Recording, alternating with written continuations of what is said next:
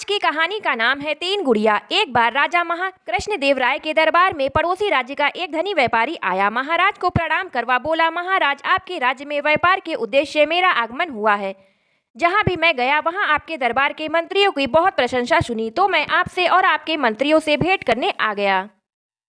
आपने ठीक सुना है, हमारे मंत्री कर्मठ और बुद्धिमान हैं। महाराज कृष्णदेव राय बोले, महाराज आप आज्ञा दे तो मैं आपके मंत्रियों की एक छोटी सी परीक्षा लेना चाहता हूँ। व्यापारी बोला। जब महाराज ने आज्ञा दे दी तब व्यापारी ने अपने थैले में से तीन गुड़िया निकाली जो दिखने में एक सरीकी थी। उन्हें महाराज को देते हुए वह बोला, महाराज ये तीनों गुड़िया दिखने में एक जैसी हैं, लेकिन इन सब में एक एक अंतर है। आपके मंत्रियों को वही अंतर पता लगाना है। मैं 30 दिनों के उपरांत पुनः दरबार में उपस्थित होऊंगा।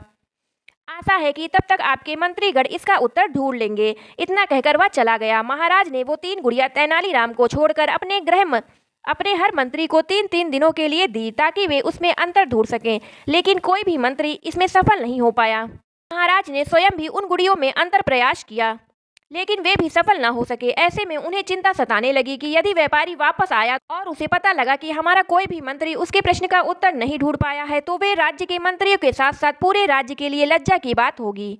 व्यापारी के आने में मात्र 3 दिन ही शेष रह गए थे। अब महाराज के पास अपने सबसे विश्वास पात्र तेनालीराम को बुलाने के अलावा कोई चारा शेष न था। उन्होंने तेनालीराम को बुलाया और उसे वह तीन गुड़िया देते हुए बोले, तेनालीराम हमें लगता था कि व्यापारी की दी हुई ये 3 गुड़ियों में अंतर हमारे दरबार के मंत्री ही ढूंढ लेंगे, लेकिन ऐसा ना हो सका। हम भी इसमें सफल ना हो सके। अब तुम ही हमारी आखिरी आशा हो। हमें तुम पर पूर्ण विश्वास है कि तुम राज्य के सम्मान की रक्षा करोगे। तेनालीराम तीनों गुड़िया लेकर घर चला गया। 2 दिनों तक बहुत देखने समझने और सोचने के बाद भी उसे गुड़ियों में कोई अंतर समझ नहीं आया। तीसरे दिन भी वह सोचता रहा और शाम होने तक उसने वह अंतर ढूंढ लिया। रात में वह आराम से सोया और इस समय पर दरबार पहुंच गया। वहां महाराज कृष्णदेव राय और सारे दरबारी उपस्थित थे, साथ ही पड़ोसी राज्य का व्यापारी भी। महाराज बोले, तेनालीराम व्यापारी महाशय को तीनों गुड़ियों का अंतर बताओ। तेनालीराम अपने स्थान से उठ खड़ा हुआ और कहने लगा, महाराज ये तीनों गुड़िया दिखने में एक जैसी हैं, लेकिन इन सब में एक अंतर है जो इन्हें एक दूसरे से अलग करती है। पहली गुड़िया के एक कान और मुंह में छेद है, दूसरी गुड़िया के दोनों कान में छेद है, तीसरी गुड़िया के बस एक कान में छेद है। बिल्कुल सही बोले तेनालीराम, लेकिन ये भी बताओ कि इन छेदों का अर्थ क्या है। व्यापारी बोल पड़ा। तेनालीराम ने सेवक से कहकर 3 पतले तार मंगवाए। पहला तार वह पहली गुड़िया के कान में छेद में डाला, वह मुंह के छेद से बाहर आ गया। सबको याद दिखाते हुए तेनालीराम बोला, ये पहली गुड़िया जिसके एक कान और मुंह में छेद है ऐसे व्यक्ति को दर्शाती है जिसे कोई गुप्त बात बताने पर वह उसे गुप्त न रखकर दूसरों को बता देता है। ऐसे व्यक्ति पर विश्वास नहीं किया जा सकता। फिर उसने दूसरी गुड़िया के कान के छेद में तार डाला, वह तार दूसरे कान के छेद से बाहर निकल आया।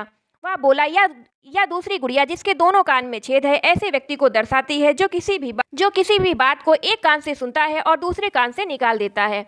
ऐसा व्यक्ति आपकी किसी बात को कोई महत्व नहीं देता। फिर उसने तीसरी गुड़िया के कान में तार डाला, वह तार उसके अंदर ही रहा।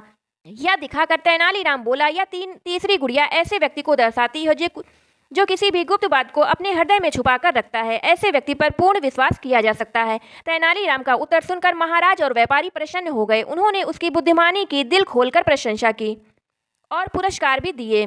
जब तेनालीराम बोला, महाराज मैंने आपको इन 3 गुड़ियों के चरित्र का एक अन्य वर्णन भी बताता हूँ।